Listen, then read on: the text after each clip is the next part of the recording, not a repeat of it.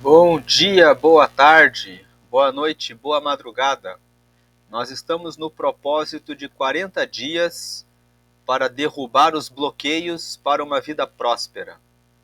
Lembrando que a prosperidade significa crescimento em todas as áreas da sua vida, e hoje nós vamos falar do dia 23 desse propósito. Aqui no canal nós já gravamos 22 chaves para a prosperidade. Hoje nós vamos apresentar a chave 23 desse dia 23, que corresponde à humildade. Então, o que é humildade? A humildade é a qualidade de ser humilde. É uma virtude, ou seja, uma qualidade, né? Caracterizada pela consciência das próprias limitações, modéstia, simplicidade. A humildade não é pobreza. Tem pessoa pobre e orgulhosa, e tem gente muito rica e humilde. A humildade é respeito e consideração com o próximo. É ver o outro como imagem e semelhança de Deus e como igual a você.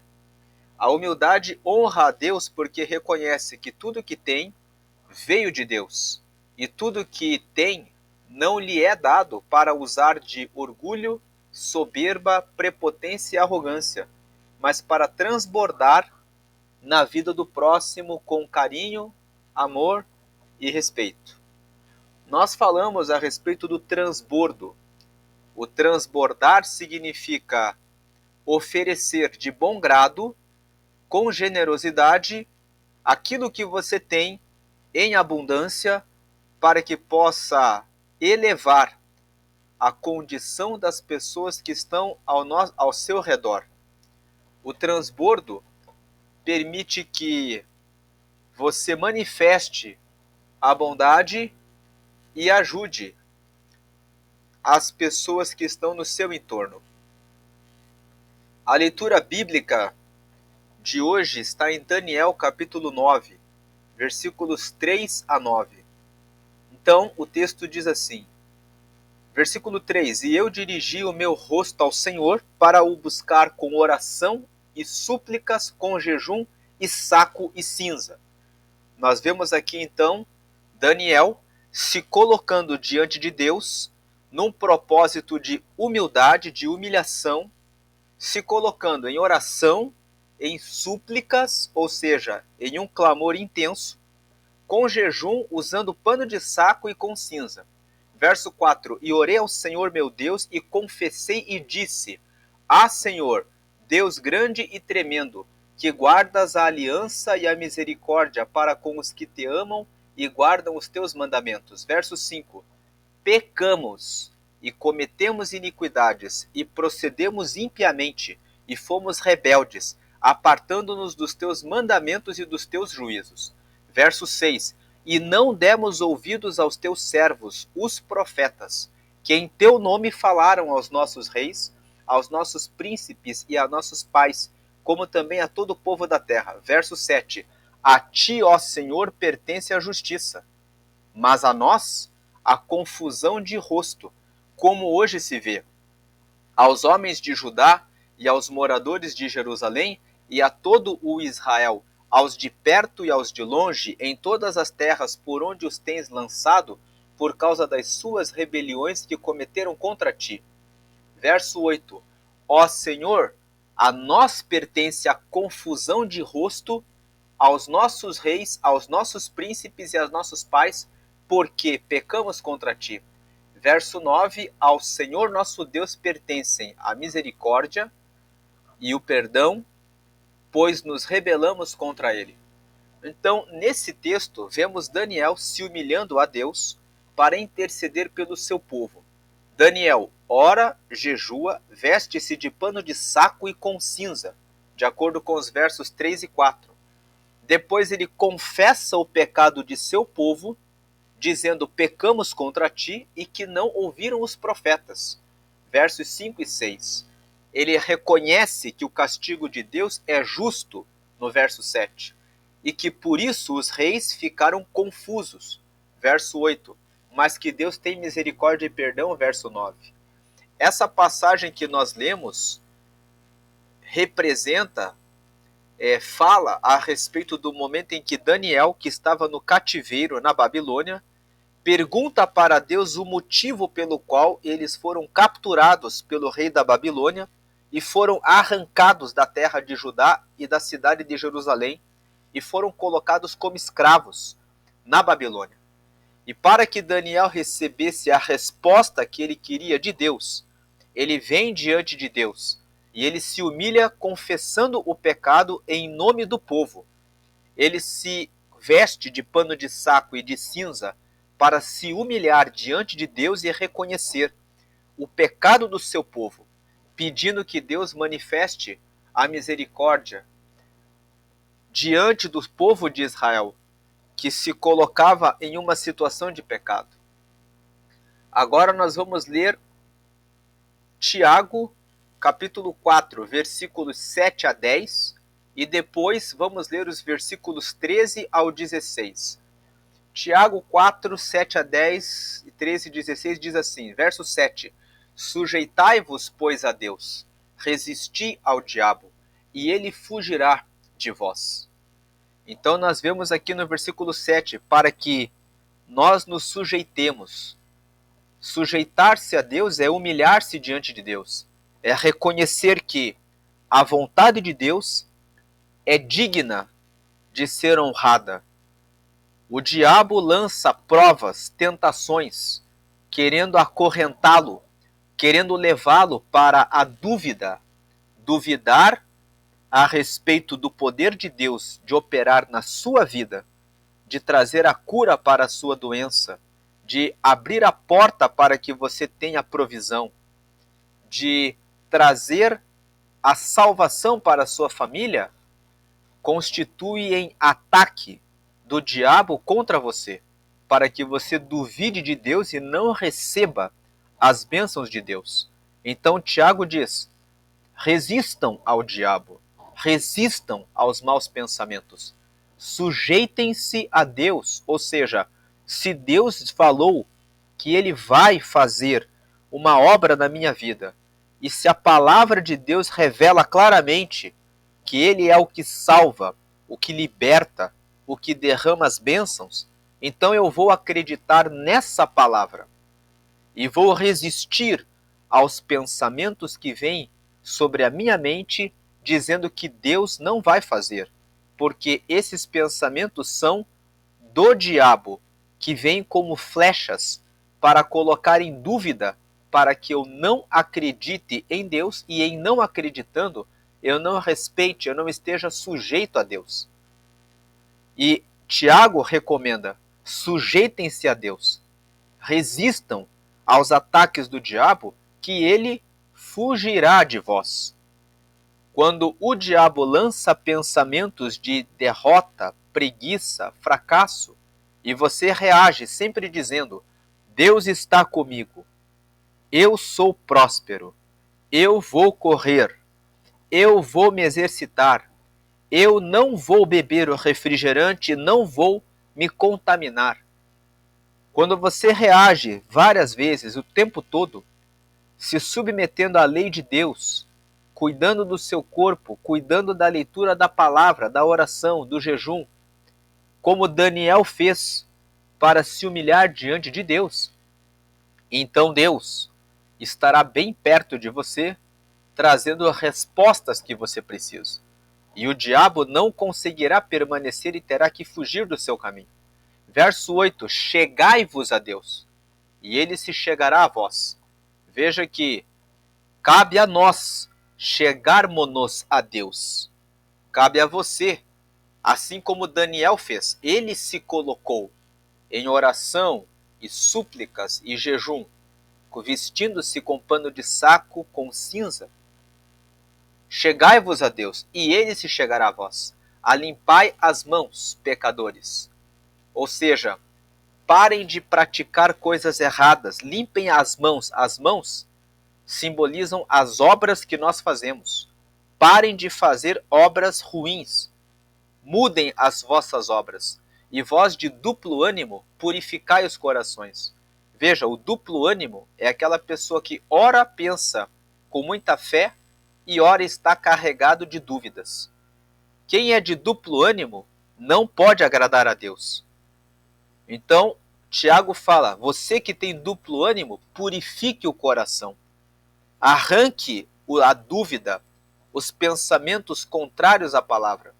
Purifique o coração de tudo aquilo que é contra a palavra e fique apenas com o ânimo de honrar a Deus e obedecer a palavra.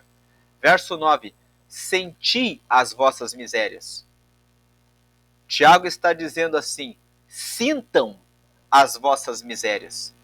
Percebam o quanto vocês são miseráveis quando vocês duvidam de Deus.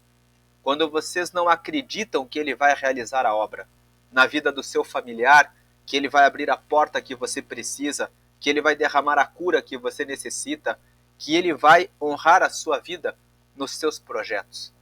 Sintam as vossas misérias porque vocês duvidam, porque vocês não fazem o que Deus manda, e lamentai e chorai. Converta-se o vosso riso em pranto e o vosso gozo em tristeza. Verso 10. Humilhai-vos perante o Senhor, e Ele vos exaltará. Então nós vemos que nessa primeira parte que nós lemos, do versículo 7 até o versículo 10, Tiago fala para resistir ao diabo, para se sujeitar à vontade de Deus, para se achegar mais a Deus e para reconhecer as próprias misérias e dizer, só Deus é honrado. Eu coloco as minhas falhas diante de Deus. E no verso 10, humilhai-vos perante o Senhor e Ele vos exaltará.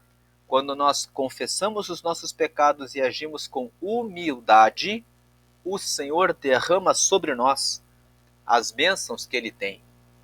Agora, ainda em Tiago, lendo a partir do versículo 13, ali do meio da tela, para baixo.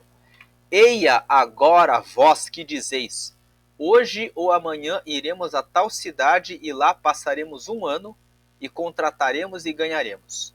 Verso 14, digo-vos que não sabeis o que acontecerá amanhã. Por quê? Que é a vossa vida? É um vapor que aparece por um pouco e depois se desvanece. Verso 15, em lugar do que devias dizer, se o Senhor quiser, e se vivermos, faremos isto ou aquilo. Verso 16, mas agora vos gloriais em vossas presunções. Toda glória tal como esta é maligna. Nesta segunda parte, nós vemos Tiago falando que a presunção é uma manifestação de soberba. É uma manifestação de orgulho. A presunção é você dizer, nós vamos fazer isso e isso, como se nós tivéssemos o poder de determinar tudo o que acontece no nosso dia, quando na verdade nós nem sabemos se chegaremos até o final deste dia vivos. Quantas pessoas morrem no meio da tarde, morrem porque levaram uma queda, porque tiveram um derrame, porque de repente houve um atropelamento, ou porque tiveram um mal-estar, uma dor de cabeça e não souberam do que se tratava e de repente partiram dessa vida para outra. Então, é presunção dizermos, amanhã nós vamos fazer isso ou aquilo, sem levarmos em consideração, se o Senhor permitir, então nós faremos. É uma falta de reconhecimento da glória de Deus. E é uma manifestação de orgulho humano, dizer, eu posso e eu não dependo de Deus. Então, Tiago ensina aqui que nossos projetos devem estar nas mãos de Deus. Se o Senhor permitir, no ano que vem farei isto ou aquilo. Então, nesse texto, Tiago orienta o povo a se humilhar diante de Deus, para que recebam a exaltação do Senhor. Tiago também condena a presunção, o achar que não se precisa de Deus para esta vida, mencionando que até mesmo as palavras que afirmamos com tanta convicção de que algo acontecerá de uma ou de outra forma, dependem da permissão de Deus. Um último texto para encerrarmos a meditação sobre a humildade está registrado em Provérbios, capítulo 16, verso 18, que diz assim: a soberba precede, ou seja, vem antes da ruína, e a altivez do espírito precede a queda. Então nós vemos aqui Salomão, o autor de Provérbios, dizendo que a soberba, ela vem antes da ruína. Todo aquele que começa a ficar arrogante, soberbo, orgulhoso, cheio de si, logo na sequência será derrubado. Aquele que andar com altivez do espírito, ou seja, pensando que é melhor e é superior às outras pessoas, tombará, vai cair. Desbloqueio da humildade. O desbloqueio da humildade significa que nós vamos aprender a agir com humildade. Porque muitas vezes a pessoa está bloqueada, ela não consegue agir com humildade. Então aqui nós vamos fazer o desbloqueio da humanidade, da humildade, aliás. Você vai vencer essa situação. A humildade revela outras virtudes, como a sabedoria de respeitar o outro como imagem e semelhança de Deus. Então a pessoa que é humilde, ela nunca vai olhar para o próximo como se o próximo fosse inferior ou menos do que ele. O humilde reconhece que depende de Deus. O humilde é aquele que tem a virtude de entender que ele próprio tem os seus limites, que ele próprio vive nessa terra com a necessidade de se relacionar com outras pessoas e que todos são imagem e semelhança de Deus. No dia 6 desse propósito, nós falamos sobre autoidentidade, que também é uma chave para a prosperidade. A pessoa precisa reconhecer que ela própria é a imagem e semelhança de Deus. Então, nós falamos disso no dia 6 desse propósito. Ponto 2. Quem tem humildade revela a nobreza de tratar aos outros com delicadeza e bondade. O arrogante, o orgulhoso, o soberbo e o prepotente olham para o outro muitas vezes com desprezo. Ficam avaliando a roupa que as pessoas vestem, onde as pessoas moram, qual a profissão que ocupam. Elas discriminam as pessoas, elas não são nobres. Elas não têm a capacidade de olhar para o outro e reconhecer ali um ser humano que lhe é igual. Ponto 3.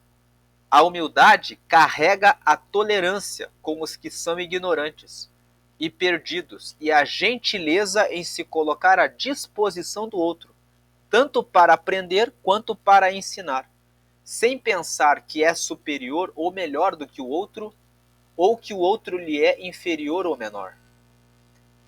Penúltimo ponto, não se acha nem melhor e nem pior do que ninguém. A pessoa humilde simplesmente age de forma cordial e respeitosa com todos, do mais simples operário até as mais altas autoridades dos poderes de um país. Então, o último ponto ali na tela, o humilde está disposto a aprender e tem bons relacionamentos. A tarefa é uma atividade para que você faça para desenvolver e construir a humildade na sua vida. Então, ponto 1, reflita como você tem tratado as pessoas à sua volta. Analise se você tem pensado que é melhor ou superior do que as outras pessoas em alguma habilidade, ou porque você tem posses, ou porque você ocupa um cargo, ou tem poder que você está exercendo atualmente. Ponto 2. Faça um exercício de lembrar que Deus ama o mundo e todos foram feitos à imagem e à semelhança de Deus, para que você veja o próximo com respeito e igualdade, independente do cargo que a pessoa ocupe, da quantidade de dinheiro que tenha na sua conta, independente da sua aparência física, da sua estatura. Deus honra e ama a todos, então todos merecem respeito e igualdade. Ponto 3 na tela. Lembre da recomendação de Paulo aos Filipenses. Cada um considere os outros superiores a si mesmo. Por fim, ao aprender uma nova habilidade, adquirir algo novo ou realizar algum projeto ou sonho com sucesso, atribua logo a honra, a glória e o agradecimento ao Senhor, mantendo-se em reconhecimento de que tudo é para a glória do Senhor e todos têm o direito de receber as bênçãos do Senhor como você.